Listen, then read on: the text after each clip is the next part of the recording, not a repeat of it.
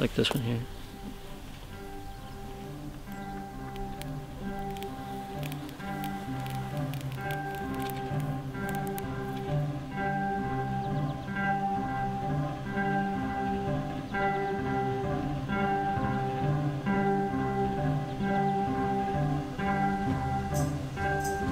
On the islands in the middle of the sound, because many of them were windswept, in the case of these islands being in the rain shadow, you suddenly had open prairie land, and that's what attracted the first farmers.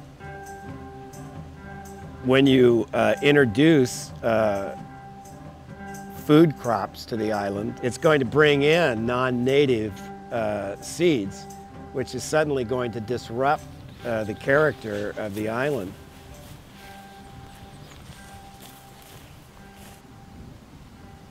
This is common mullein. It's a non-native species.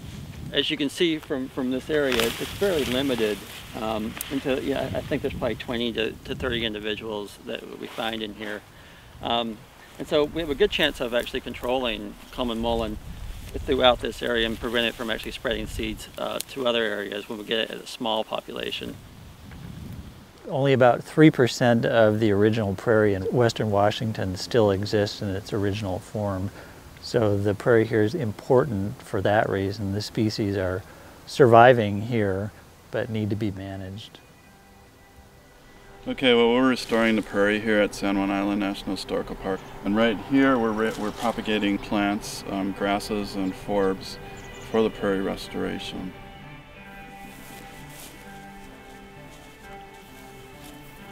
One thing that Todd and some of the crews have been doing this year is actually introducing some other species in here to help give more species diversity and what we'd ultimately like to see with some of these prairie restoration environments. And so those are sort of the big three things, you know, is controlling non-native species, doing some native seed collection, in addition to actually planting native plants back on the prairie itself. Well, the mission of the National Park Service is the preservation of cultural and natural resources for the benefit and enjoyment of future generations. I think here, by returning the prairie to a pristine state, I think you're returning to a time that when the Europeans came, this is what they saw.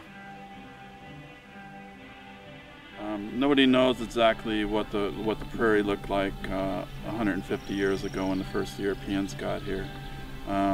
But this represents our best guess.